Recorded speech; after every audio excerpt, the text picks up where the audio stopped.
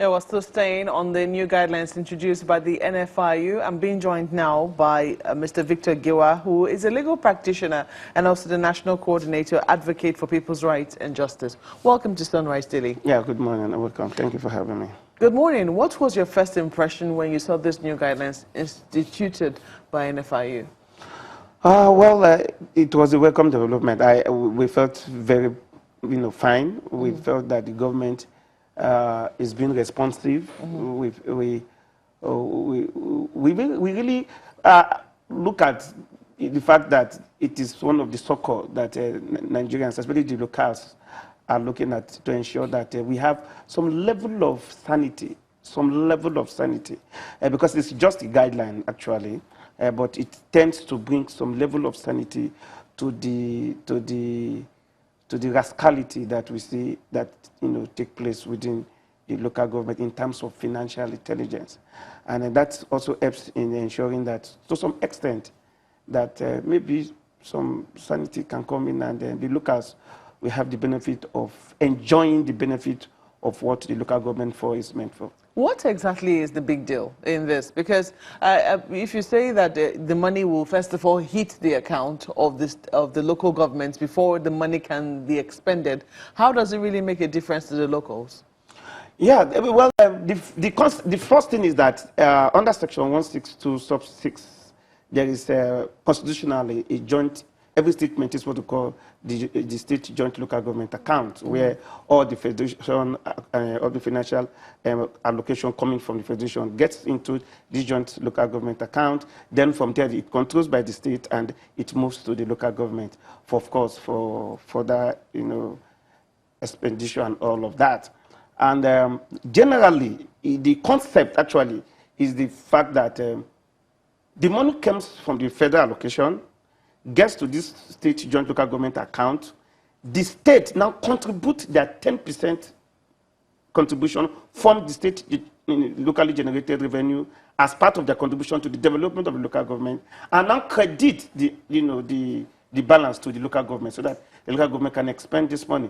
But what we have seen is the fact that that particular money is now an extension of the state government purse, and so the local government chairmen have little or nothing to do with it, and the governors have direct control over the funds to such an extent that they dictate what they do with the funds.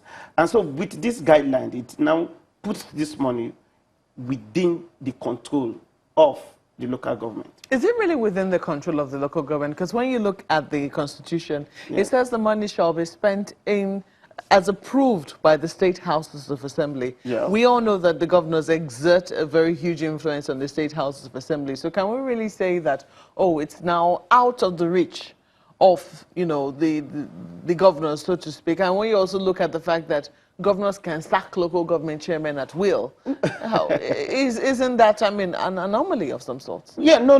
The governors cannot sack local government chairmen at will. You haven't seen that happen? No, it has happened, but the Supreme Court has corrected that.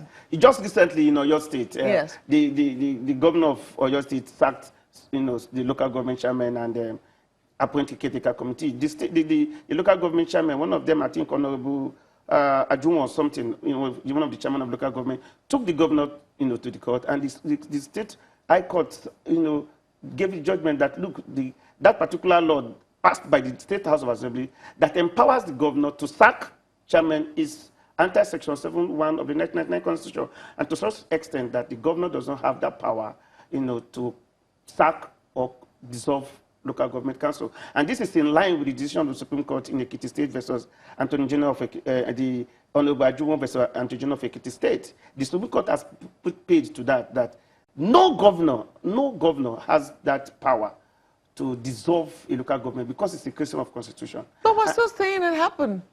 No, well, it happened in the past, but I don't think it will happen now, because, if it does happen, it shows that that particular governor is just acting illegally.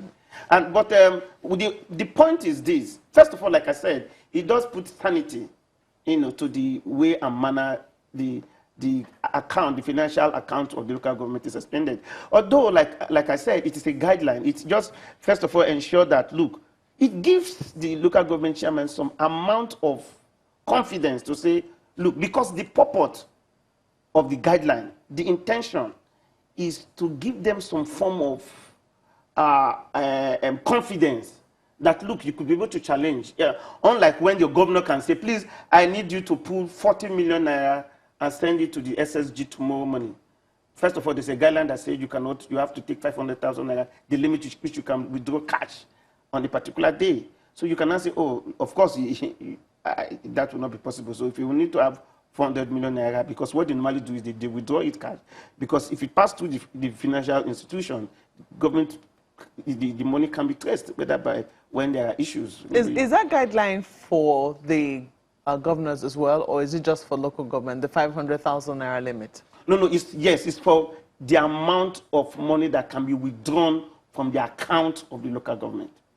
Yes, and the only person that should withdraw money from the local government should be the local government chairman. So governors should not have access to. So even when governors are demanding money from local government, they ask the money, they command or they demand it from the local government chairman. Well, it's a good thing. I mean, some people will say that this is a good development because it would now also let us know whether or not where we stand with the local government. The argument we've heard a number of governors make is that the local governments cannot stand by themselves and that a lot of the state resources actually goes to sustaining the local government. For instance, they even claim that some local governments, their allocation alone will not be able to pay the primary school teachers, which they're mandated to pay. Talk more of now doing the primary health care services and things of the sort. Do you think there was any justification in the very first place for the state and local government accounts to happen in one place? Yes, the intent is very clear. The intent was, first of all, like I said, to have that seamless flow of funds coming from the federation account, it gets to the state joint local government account. The state contributes its own part of its revenue into that account and forward it to the local government. Two, it does two things. It helps, one, in ensuring that there's a fiscal relationship between the state and the local government. Secondly, it helps the governor to also monitor the activities of the local government chairman. For example, the governor should know the amount of money the local government has received for a particular year and what he has done with, not as a matter of supervising, but for the purpose of understanding the fact that the governor is elected to also carry out the activities of the people, including the persons in the local government. So they should be able to say that, yes, I know that a particular local government have gotten a certain amount of money. So it is very important. So the idea of the joint state local government account is to do, one, have a fiscal relationship between the governor and the local government, to ensure that there is a kind of supervision or monitoring between the local government and the governor. Then thirdly, it's to ensure that there is effectiveness in the disbursement of funds. Because the state, like I said, the state has a statutory duty to contribute 10% of their state-generated revenue into the purse of the local government. So it just, there will be no reason to say, no bureaucracy for you to say, oh, we are trying to raise the money to give the local government. You just pull it through in the same account and it gets to the local government. So that is just, there is no mistake about it. But it's just that the governors have converted the local government account to like an extension of their own purse. And some of the local government have now become special aids to the governors on rural development. They no longer act as chairman. They now act as special aids to the governor on rural development. And so that has been the major challenges we have been having with the local government account. Let's quickly toss this to Lagos now, because the governors are beginning to look like the bad boys. It will be good to hear what it is that they have to say in their defense. Jimberlin. John Ken is a professor of political science, Lagos State University. He's written a lot about this local government. Good morning, Prof, and thank you for joining us today. Well, this is a big debate now as to how this will eventually play out. Yes, a lot of people want the local governments to work, but in context of what NFIU's position is, and of course, you're knowledgeable about what has happened and what the law says. What is your impression about NFIU's position vis-a-vis the 1999 Constitution, 162 particularly?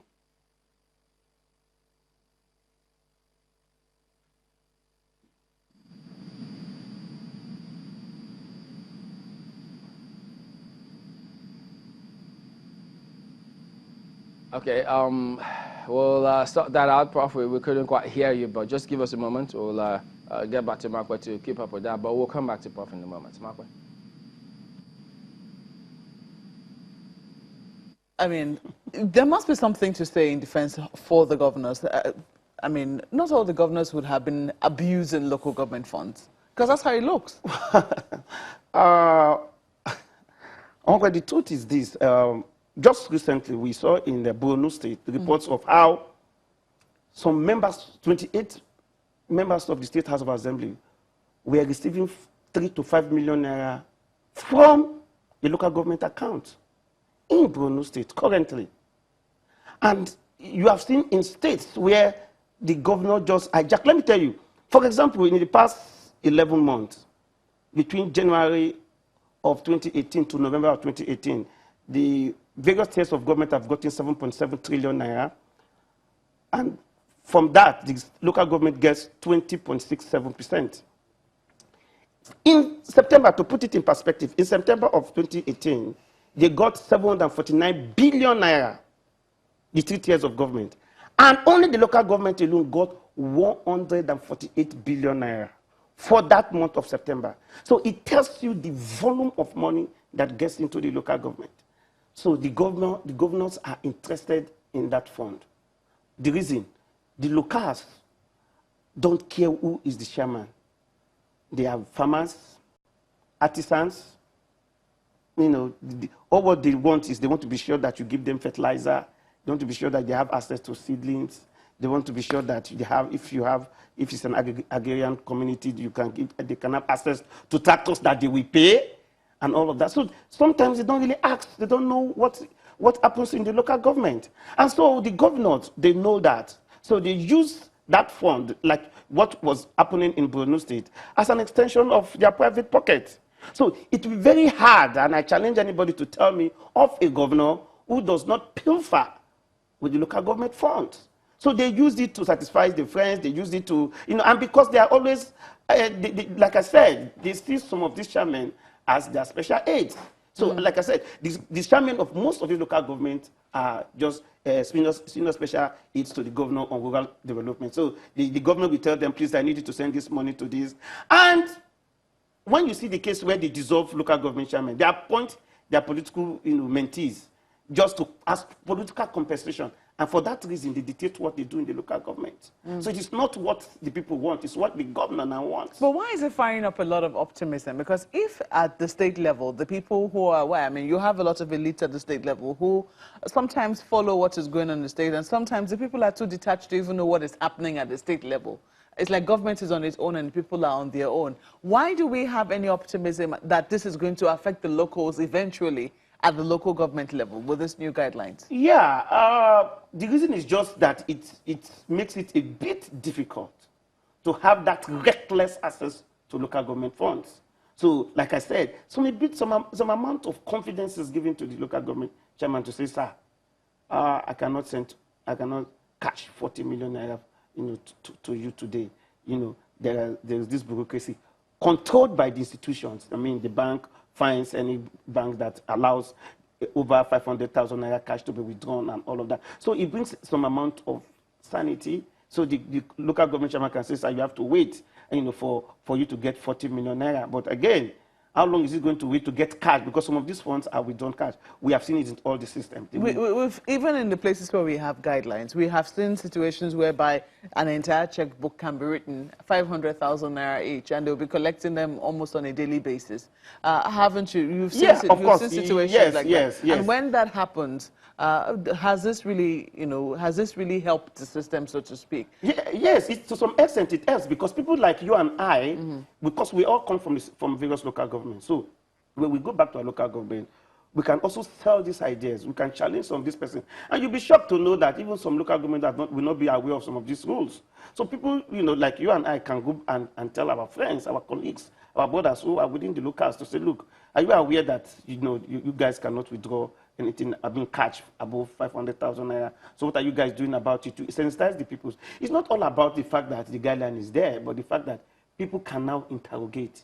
People can now ask questions. People can now say, no, we don't have to do it this way. Now it gets into the psyche of the people that, there's somehow a limitation. It is not just, oh, you can withdraw the amount of money if you know the bank chairman, if the governor has asked you to bring the money. But you can now say, well, you cannot just get that money for now. And by the time you start withdrawing 500,000 naira every day, people will start asking you, what are you going to do with the money? But you are withdrawing cash at every point.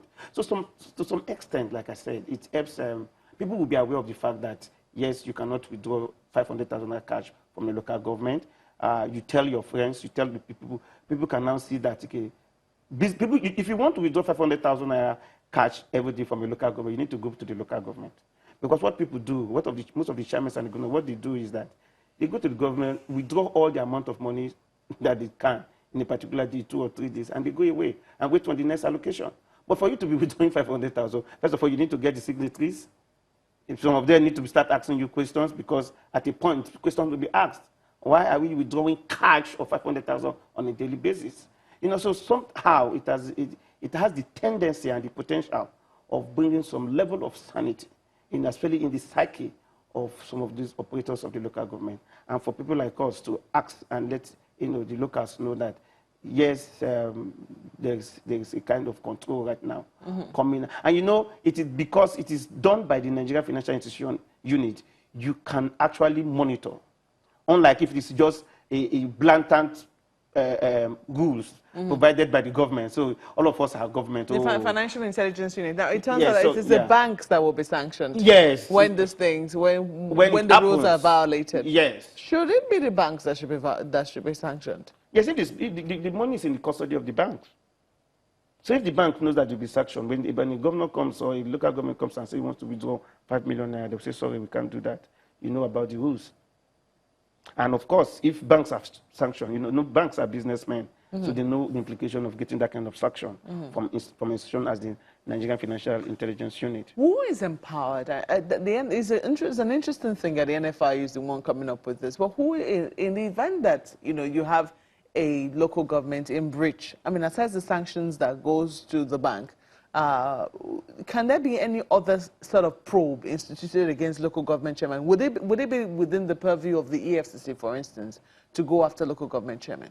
Yeah, of course it is. Yeah. Because under the doctrine of covering the field, the EFCC has the power to look at issue of financial, crimes. If it is committed by the local government, they can. A lot of chairmen right now are sanitary in Kogi State, and of Yaba local government in Kogi State, and some other local government like that. Yes, they've been standing trials. EFCC have been going in after them for various criminal breach of trust and all of that. Yeah, it's within the purview of the EFCC to really monitor and ensure that this guideline is followed. But like I said, I think we should take it beyond the position of being a guideline and see how we can institutionalize it and make it a law.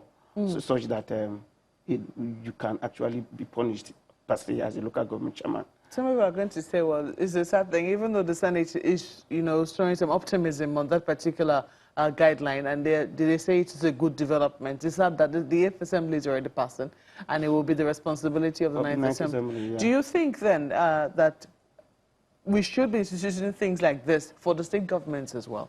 Or what we have in place right now for the state governments, is it sufficient to also curb whatever corruption or whatever pilfering of funds could be happening? Yes, I think it should be extended to the state governor, because the state governor had the #1 coup in this regard. The state governor right now have no control. The kind of autonomy the state governors have, the local chairmen do not have it from the state governor. Now, President Obasanjo was trying to see how he can monitor some of the state governors in terms of the way and manners they expend the money they're giving to the state. Try to use the EFCC, trying to bring some other, way of ensuring that there's effectiveness in the way and money, in the way and manners that these monies are spent from the governor. But just because of the fact that we are operating under a federating unit, the states are independent of the federation. They went to court, and of course the court has ruled that each state has their own autonomy. But the local government have not been able to gather that kind of guts to say, look, they need to challenge their autonomy. Because whether you like it or not, there is a level of autonomy in the Constitution. Section 162 sub 6 does not contemplate that the state governor should be spending the money of the local government. but it is just because of recklessness, it is because of political interest, it's because of political maneuvering, and majorly on political basis. Because as a local government chairman, you have the right to challenge the governor who is overbearing on the way and manner you disburse funding in the local government. You are the head of their local government. It's a different tier of government. Why you have the federal, the state, the local government is a government of its own, and that's what the Supreme Court is saying. It's a creation of the Constitution. It's not a creation at the discretion of the governors. So the activities of the local government should be exclusively that of the local government chairman and his other. Isn't it interesting that even though, yes, we operate a federation, or, you know, and if we're supposed to be in a federating system, we still need some school prefect kind of, you know, supervising mechanism to ensure that people who are doing or who have been empowered to do certain things are doing it right. Because you just made reference to President Obasanjo, who was trying to checkmate the activities of the governors, you know, questionable as that might be. And now you also see a situation whereby it was seen that the Constitution itself wanted that sort of situation where governors were aware of what is also going on in the local governments, especially financially. That's the justification you've given for the creation of the state and local government account, even though now that has been abused. Yes. Do you think that we should find a way to ensure, is this really necessary for that supervisory or that supervisory kind of system in our Constitution, considering the abuses that we have seen so far, especially when you look at the fact that the bodies which are made to checkmate the state, for instance, the state houses of assembly, are not as empowered as they ought to be? Yes, there's a need for there to be a kind of checks in terms of, or very weak or a relaxed way of supervision from the governor to the local government, just like you have the federal. At a point, if you could remember, if a governor wants to travel out of the country, the then president will say that you need to notify him. The reason is that you don't just go away from the state, and the state is not having the governor, and something happens. Everybody now calls on the federal government. And some of them go out of their home private visits, they go organize birthday, they go do weddings, they go on unofficial trips. And this don't take a toll on the funds of the state. And so at a point, he felt very strongly that, look, I think these guys need to be monitored, although unofficially, and all of that. And that is exactly what the governors should do in good faith. Now, your role of supervising the governor, the local government, as it were, is not for you to interfere with their affairs. It's to ensure compliance with the law. So you don't interfere to breach. You interfere to ensure compliance, or to ensure good governance, because the whole concept of government is good governance. So if the governor is saying, oh, you got 59 billion naira from us for the past 4 years. Please, what have you done with it? I learned that about 5 local governments, they don't have good healthcare facility, because ordinarily under the first schedule, the duty of the local government is one, to provide primary, adult, and vocational facilities in the local government, to prepare and maintain health services. So it is the duty of the local government to provide things like healthcare facilities, primary healthcare facilities. And if for a governor, you get to a state and about 5 of if your local government don't have good healthcare facilities, because that is where you meet the locals. So I think it is incumbent on the governor to ask the local government, what are you doing with the funds? Just to ensure that there is effectiveness, there's the financial intelligence in the way the funds are administered. So not for you to take back the fund and use it for yourself. So the issue of supervision should be to ensure that there is good governance, and not for the breach, not for you to enrich yourself. Like what we have been seeing, the governors have been doing, like I mentioned the case of Borno State and all of that. So I think that concept is very important, that somehow there should be, a kind of a way the governors look at the accounts of the local government. Well, 1st of June is almost here. We will see how the guidelines will be implemented. But we have to thank you for coming on Sunrise Daily. Victor Giwa is a legal practitioner and the National Coordinator of Advocate for People's Rights and Justice. Sunrise Daily continues in a moment. Please stay with us.